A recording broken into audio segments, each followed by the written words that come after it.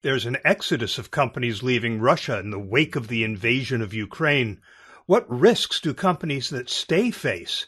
We'll try to answer that question in this short episode of For Immediate Release. Another fine podcast from the FIR Podcast Network. This is For Immediate Release, the podcast for communicators.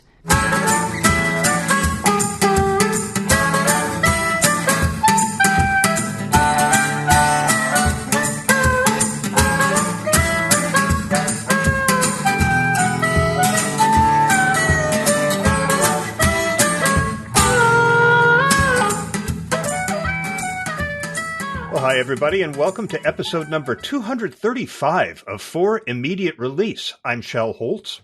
And I'm Neville Hobson. In this episode, we're going to talk about Ukraine and Russia. Today is Thursday, March the 10th, as we record this episode, and the invasion of Ukraine has been going on for some time now. Our focus in this conversation is a very interesting one from a communicator's point of view. The reputational risks of doing business in Russia. All these companies we hear about who are pulling out, etc. What's that all about, and what do we think of it? So the reputational risks of doing business in Russia, this is a very difficult topic to focus on, given the horrific news stories that you're seeing every time you listen to the news or watch the TV as to what's happening in Ukraine. But we are going to be talking about this because it's a very important topic in the midst of politically driven sanctions on the government of Russia and the oligarchs and all these folks who are surrounding President Putin. That have effects on the actual citizens of Russia, the ordinary folks, let's say. So hundreds of global brands have been pulling out of Russian operations. If you've been following the news, you can't miss that. It's making news headlines everywhere. And there's a lot of talk about this, the ethical dilemmas facing organizations perhaps, but also who's doing what, who's not doing what. Why are some companies taking so long? Why isn't everyone just pulling out? I think most reasonable people, certainly communicators, would recognize this is a very, very complex picture. And there's a lot of talk online about this. One of the best pieces I've seen in the past week is a piece published yesterday, 9th of March, on Provoke Media, written by Maya Pawinska-Sims. It's well-researched. It's a very long read, but it sets the scene, I think, for much of what we might want to talk about today. So this article starts with the question, should brands stay or should they go?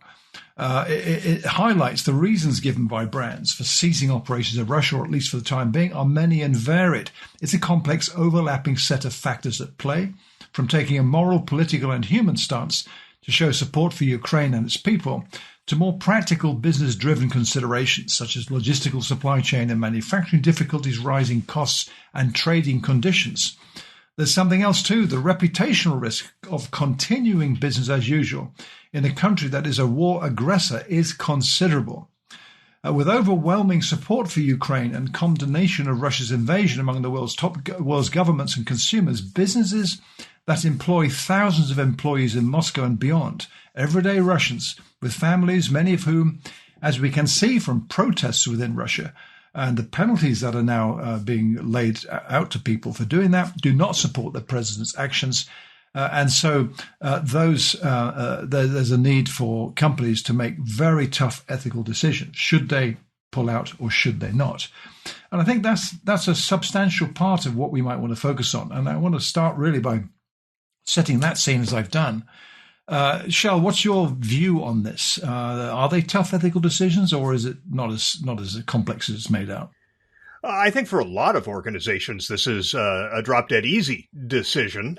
Their reputation is at risk by having their brand tied to what all of these visual images are telling us that Russia is doing to Ukraine, despite what Putin is telling his own people, and they're in this information bubble where they don't get information from the outside, so they hear something completely different. The rest of the world is seeing it, and one of the people quoted in this article, Barbara Laidlaw, she's managing director of global reputation risk and public affairs at a company called Allison and Partners, says the Russian invasion of Ukraine is so visible that associating your brand with the Russian state will inevitably signal support for the graphic reports and imagery coming out of Ukraine. So, I mean, there are some risks to having that association that could stick with you for a long time. And the other thing that we're looking at these days, the Edelman Trust Barometer has been pretty clear about the expectation that companies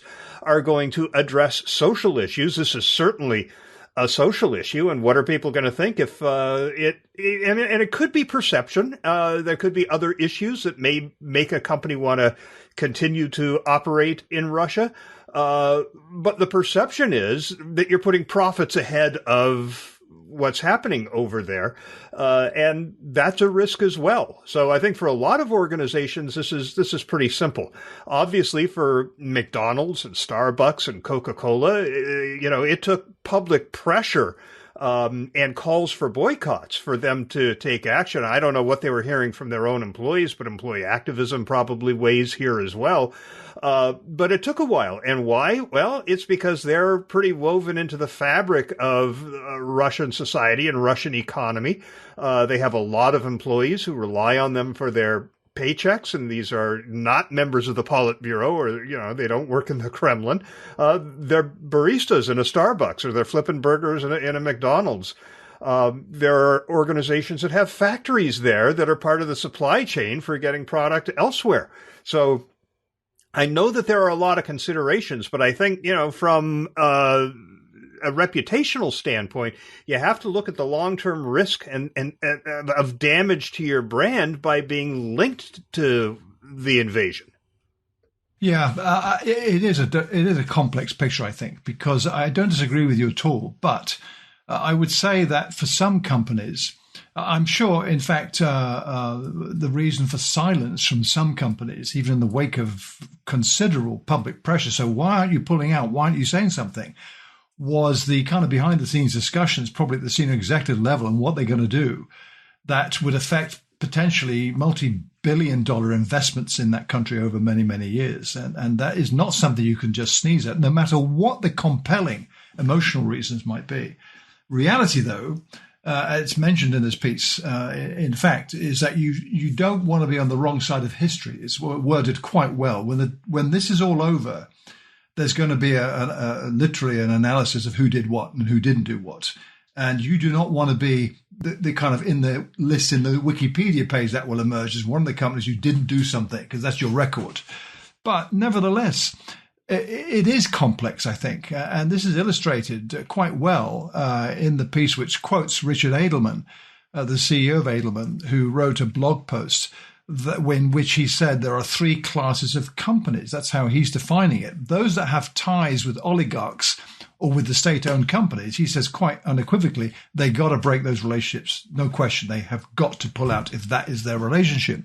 He mentioned the second class is asset-light companies with few to no employees on the ground, simply importing products, therefore easy to leave the market, especially in light of the pressure of sanctions and supply chain challenges.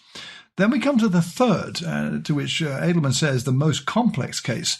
These are the companies that have substantial investments in factories, employees, and products, from pharmaceuticals to essential nutrition, relied upon by Russian people. And indeed, I've seen some articles commenting in the last day or two of senior leaders in such organizations, pharma being a good example, but also fast food, McDonald's being a good example, where McDonald's have something like, if I remember, 60,000 plus employees in Russia.